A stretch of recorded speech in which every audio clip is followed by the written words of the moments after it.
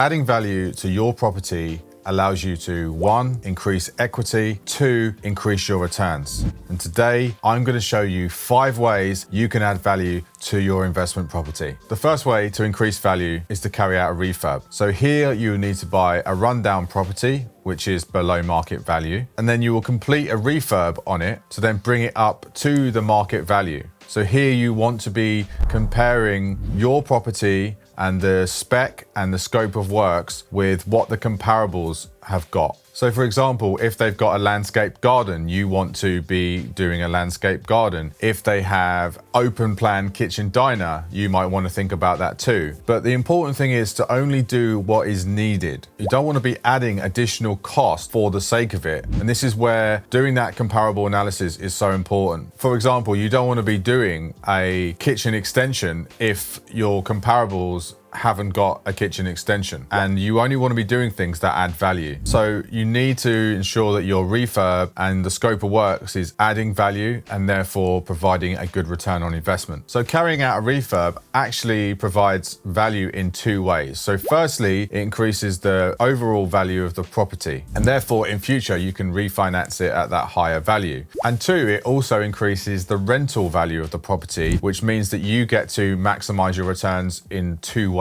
Number 2 is solving problems. The best deals in property actually come along when you're able to solve a problem that the vendor cannot solve or other people who have looked at that property cannot solve either. Some examples of ways of solving problems so you can add value are short leases. So where a lease might be under 70 years and the vendor doesn't want to extend it. There's a lot of auction properties out there that have short leases, and as long as you factor in the costs of that lease extension, then you can often get some great deals that way. Structural issues is another one. Again, this is kind of a knowledge issue. So if you know how to solve the structural issues, this puts you in a position of power. And this is very much where knowledge is power is actually so true, because in these instances, if you know how to solve the structural issues, whatever that may be, whether that's wall tie failure, whether that's subsidence, whether that's the roof structures aren't sufficient. If you know how to effectively solve those problems and have factored in your costs accurately, you can then find below market value deals that people are desperate to get rid of and add value that way. Another common thing that comes up, particularly in auction properties, which means that the properties are mortgageable, is that they've got no kitchen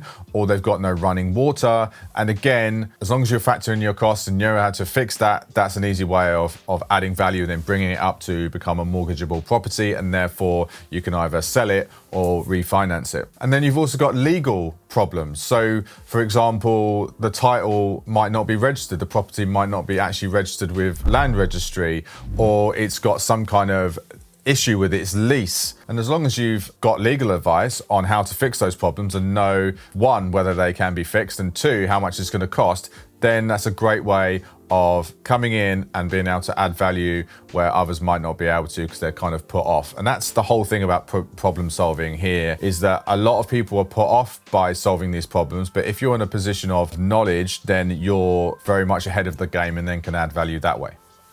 Next is title splitting. And this is where you're essentially buying a property and then splitting the property title into 2. So what is the definition of a property title? Well, the title actually refers to the title deeds, which are, the deeds are a series of documents which prove ownership of a property and the history of the ownership. These will include documents which cover mortgages, lease information, contracts, as well as any wills or conveyancing. So the title is registered with land registry in the government. Every property has a title number and it have a set of documents which are publicly available on land registry. So title splitting is taking one title and then creating more titles from it. So examples of title splitting could be turning one terraced house into 2 flats. It could be taking an end of terrace or a semi-detached house which has a corner plot and building a house on the corner plot. and therefore creating another house from that existing footprint of one house. Building on the side of a garage is another common way. So again, splitting that house into two. This is a more advanced strategy, but again, if you're in a position of knowledge about how to do it, it's a really effective way of adding a hell of a lot of profit and value to a property. So the kind of steps involved are to carry out the building works or the conversion. So whatever you're doing, whether you're building a new house or converting a property into two, and then getting your solicitor to split that property into two in terms of its legal documents and creating a different title and a separate title with land registry, and then having that registered. And then you can either refinance based on two sets of properties or sell one and keep the other, for example. And that's how you add value through title splitting.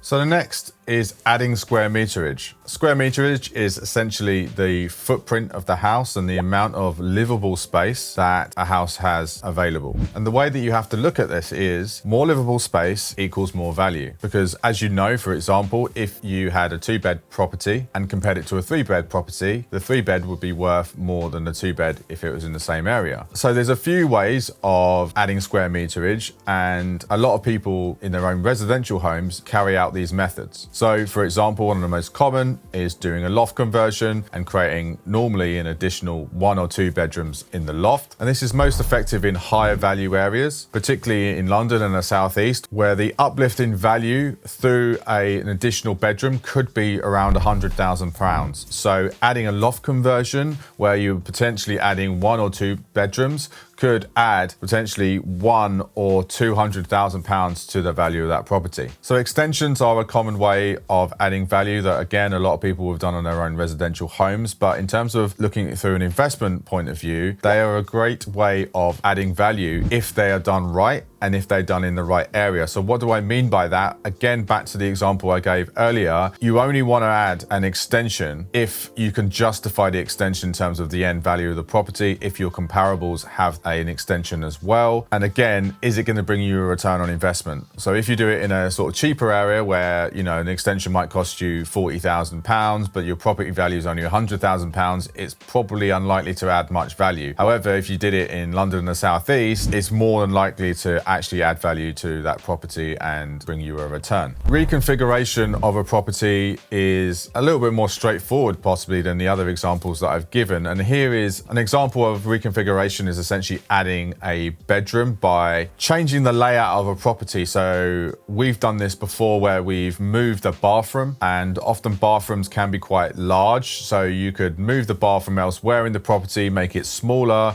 and then put the bedroom where the bathroom is. And where we've done this, for example, we've done this in the north, it could potentially add 15 to 20 grand of value for very little cost really, because it's a more simple way of doing things. Another way of adding square meterage is converting an existing footprint, whether that's a garage, for example, or potentially a lean-to or a coal shed from the older properties, particularly in the north, that can be converted into a usable space. And the great thing about using existing footprint is you don't need planning. Thanks for watching this video so far. If you'd like it, please can you subscribe to the channel, because it really helps us to grow.